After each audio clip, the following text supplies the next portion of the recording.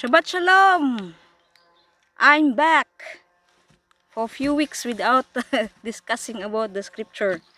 So sometimes you need time for yourself because it's not always that you're in a good your thoughts and the thing to meditate with yourself. So now my insight concerning the Parsha today, LECH LECHA, na I would like to share to all of you. Share, of course, everyone has a journey in life. We have our parsha today, our Torah portion is about the LECH LECHA, go toward yourself. This is a long study in many years in my journey since I came in the Torah. So you can make story from what your past and in your decision in life nga nagpush nimo para maabot kang unsa ka karon sa imong kung unsa ka karon who you are today. So before the start of my journey, my LECH LECHA, by the way, this is a Bisaya English version. Kina naman tayo English to ato mo sa English, sa Bisaya na lang ni pod ako i-share ninyo. So I want to go more insight what's about this Torah portion.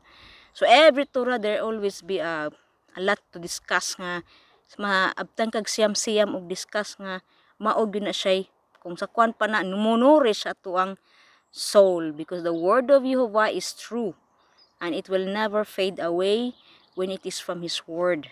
Mulahutay yun na siya. Pag dili na sa Elohim, dili na mulahutay na anay kutuban, pero sa Elohim na it will always forever yun na. There is no time for the word of Elohim.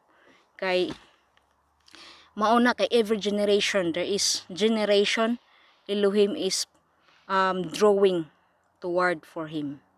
So by LECH LECHA is also how Elohim will draw you towards him out of the what was broken by Adam.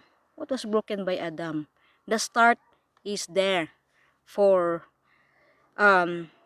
we have to look ourselves, and this is how the beginning of our journey. When we return ourselves unto Elohim. We go toward Elohim. When say you go toward yourself, what does it mean? Because we will encounter with ourselves out of nothing where we have to go sa ato ang journey. And that is what we cannot predict kung asa takadong. Because if sometimes it is in our own decision in life and it is Elohim who direct the path. But never forget, because this is how our journey, Elohim is pulling us. Every circumstances in life, naanay mga rason. Nanay mga rason nga nganong in bad and in good. So, kana mga doktrina rong about the gospel of prosperity, you become more rich in all in your gods there, about money, that's not the ways of Elohim. I tell you, that's not the way of Elohim. So now, my start of LECH LECHA, of course I can share only sa inyo, so because I have my own story, because I'm working for many years, more than sa 17 years of this start from the Torah. So in the beginning, I don't know the Torah. It was a start. My start of LECH LECHA, the one and start to look at myself, to go toward myself, because the beginning is something, your career or your walk in Elohim, because you feel inside nga ikaw gidraw ka nga something is wrong in the world.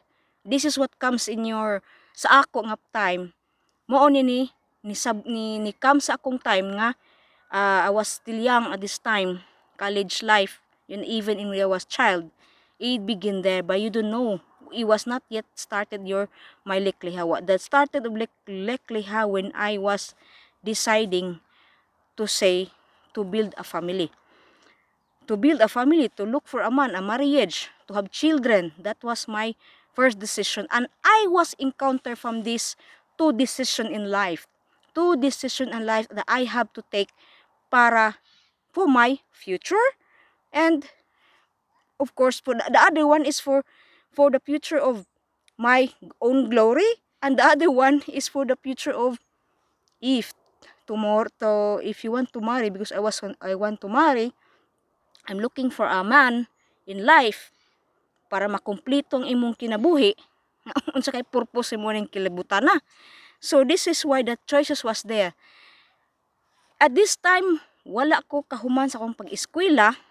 Wala ko mahuman sa akong pag-eskwela. And I really want to become an architect.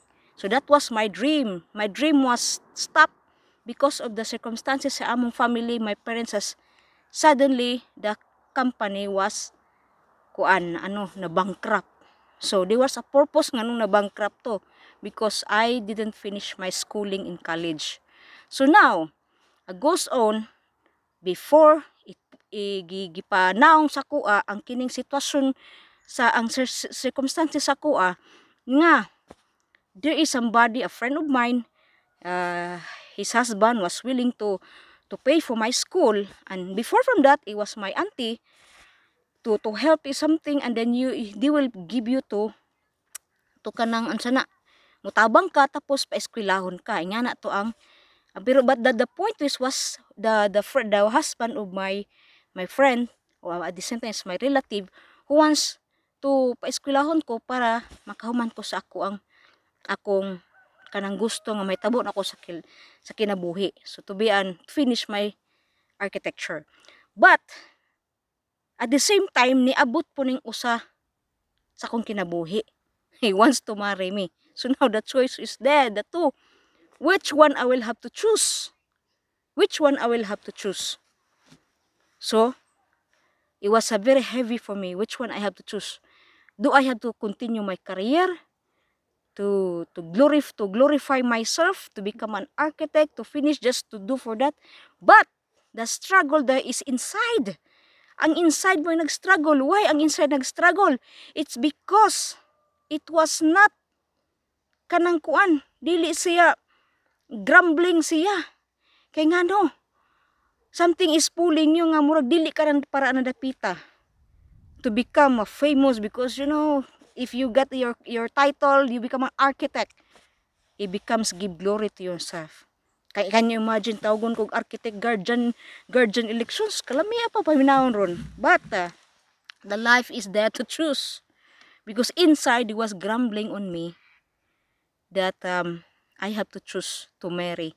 The decision I made, because I was praying before nga gusto ko maminyo, at the same time gusto po ko mahuman sa akong pag-eskwela, but my husband is not for that.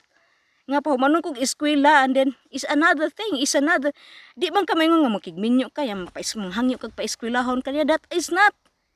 To marry is you have to prepare your mind, you will have children and you, and is another kanang situation sa imong kinabuhi nga mahitabo. So this is why nga lahi gyud siya, lahi og dili gyud ka kaingon nga ang study nimo maplana nimo, kay kung yung kag planning agoy lahi man ang offer sa kumbana. Is the offering for the marriage is to walk with the Torah. We walk the Torah of Moshe. So you see, at this time Abraham wala pa'y Torah. Wala pa'y Torah of Moshe. The Torah of Moshe come after later. There was already a Torah in the time of Shem and Eber, which Abraham learned from them. It was been the instruction of Elohim in life, that the ways of Elohim ang nakatunan ni Abraham. So Abraham was learning the Torah from the house of Shem and Eber. He was been there. So now in his LECH LECHA, then it is time for him to glorify Elohim and to spread the gospel of his name through the Torah, that the people must in the land of Canaan, because to draw to Elohim's ways. But that is the challenge there. Not yet start there. Ni-experience pa si Abraham og challenge in Canaan. They went down to Egypt because there was a famine, a challenge there with his wife. So now, after Abraham has dili lamang sa ang LECH LECHA was doesn't come only to Abraham. It follow also sa atong matriarch, Rebecca. Si Rebecca naglekleha pod. He go toward herself. What? He has to trust Elohim, to the God of Abraham, Isaac, and Jacob. Because Sarah was, Rebecca, she also lived in the father's house. Like Abraham lived with his kindred, lived with his people, lived with the house of his father and the country. And the same for Rebecca.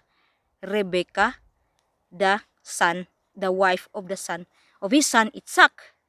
Naglekleha pod si Rebecca. Naglekleha pod si Rachel and Leah. Naglekleha pod si Dawn. Who else you will remember? Ruth. Naglekleha pod si Ruth. Look, you have to go to, I will embrace the Elohim of Abraham, Isaac, Jacob sa life ni Rebecca, sa life ni Leah and Rachel. That is Lech Lecha. And the same time, of course,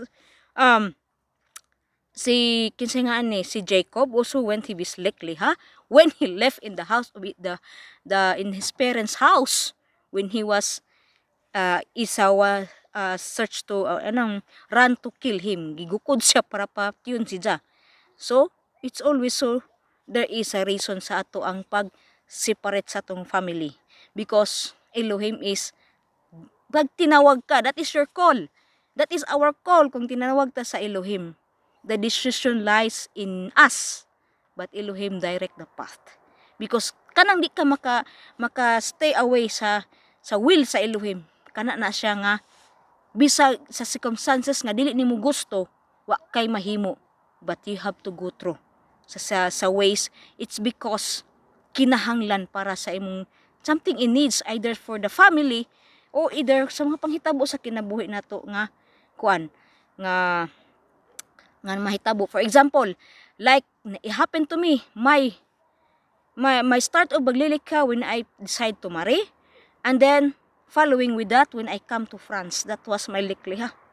First day ko ni tungtong on France, Paris airport, or even in the place I will arrive nga asa siya nagpuyo.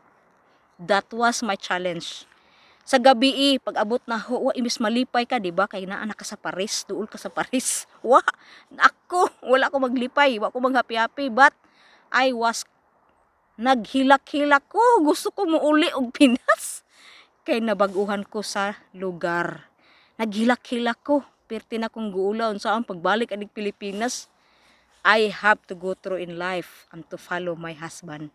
Because gisudlan man na akong butanga, but I have to go through. And syempre, imong kinabuhi, nagsalig ka sa Elohim, sa imong, wala nang pasigarbo, wala na ako mga pasigarbo, kaya na ka sa Paris, kaya na ka sa France, wala na. Itong pagdang larga na ko, asa na ka padong, day? Pagtanaan niya sa kong ticket, ato ko padong sa Paris. But, ninduta ko, first kong na, kulbaan ako. Kaya unsa na kinabuhi nako diri sa France. In the first day, mutungtong nako sa France. That was my start of my Lech Lecha nga I have to face myself.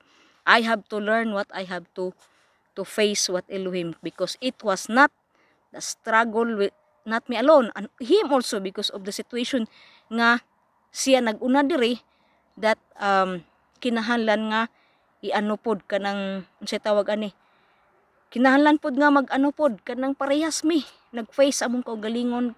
We have to hold together para maka-overcome sa amuang mga among circumstances nga number one mo nang moingon ko dili jud na moingon ang pag ikaw tinawag sa Elohim, ayaw pag-ingon nga moing kag prosperous ka para kabahin og kwarta.